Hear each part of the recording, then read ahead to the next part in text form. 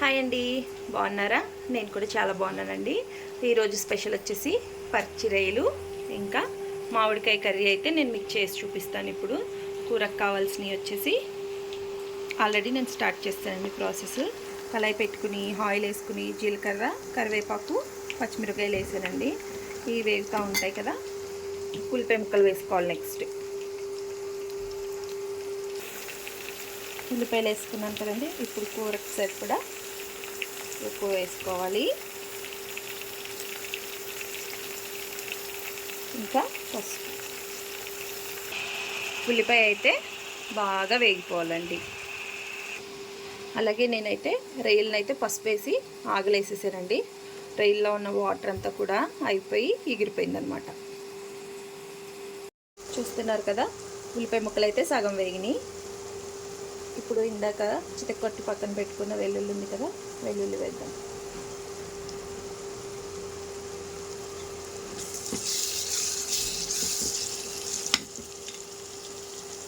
ఇది ఉల్లిపాయ ముక్కలు అన్నది ఇంకా బాగా వేగిపోవాలి.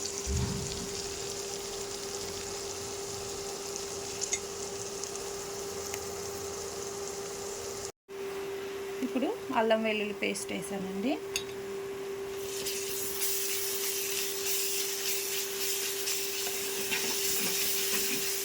ముందే వేసుకుంటే ఉల్లిపాయలు వేగదు, అంటుకుంటూ ఉంటుంది అడుగున. అందుకని ఉల్లిపాయలు అన్నీ వేగాక అల్లం వెల్లుల్లి వేసాను. ఇప్పుడు ఒక్క నిమిషం అయితే దీన్ని వేగనిద్దాం. నెక్స్ట్ కారం. మామిడికి వేసుకుంటున్నాం, పుల్లగా ఉంటుంది కదా, కారం కొంచెం ఎక్కువగానే పడుతుంది. ఇంకా గరం మసాలా కూడా వేద్దాం కొద్దిగా. బాగా మిక్స్ చేసుకుందాం ఇప్పుడు దీన్ని.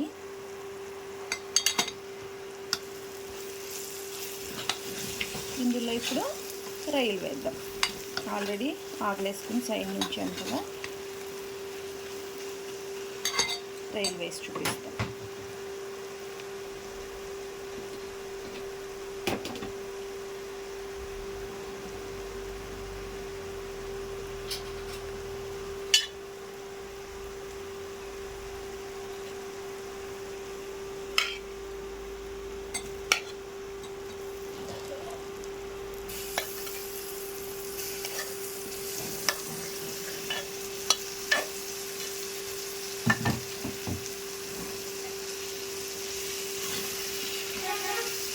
ఒక 2 నిమిషాల పాటు ఇది వేగిపోవాలి.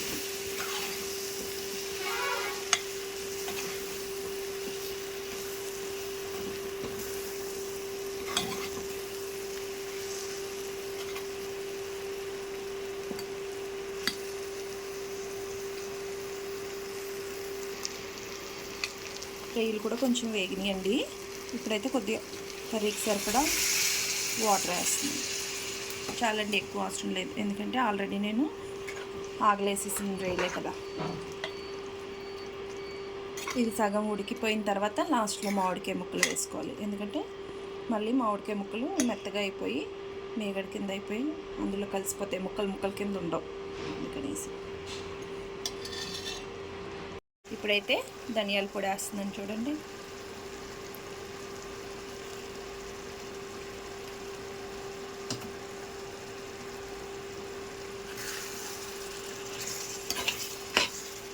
వాటర్ చాలా మట్టుకు ఎగిరిపోయింది కదా. ఇప్పుడైతే మనం మామిడికాయ ముక్కలు అయితే వేసేసుకోవచ్చు.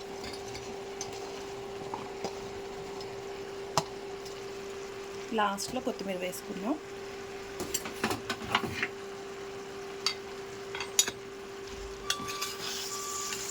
పుల్లగా కారంగా చాలా టేస్టీగా ఉంటుంది.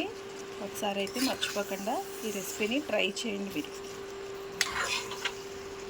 చూడండి, వాటర్ ఎంతో లేదు కదా, కానీ అయితే మగ్గిపోతుంది అనమాట. మామిడికాయ ముక్క మగ్గిపోయి ఆయిల్ కూడా బయటకు వచ్చేస్తుంది.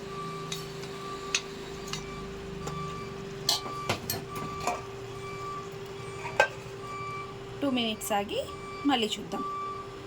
చూడండి, చక్కగా ఆయిల్ పైకి తేలిపోయింది కదా, మామిడికాయ ముక్క కూడా కుక్ అయిపోయింది.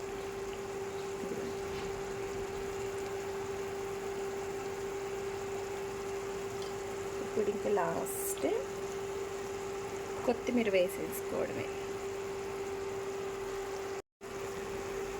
సమ్మర్ వచ్చేసింది కదండి, అందరికీ కూడా మామిడికాయలు దొరుకుతాయి కాబట్టి మర్చిపోకుండా ఒకసారి అయితే ఈ రెసిపీని తప్పకుండా ట్రై చేసి చూడండి.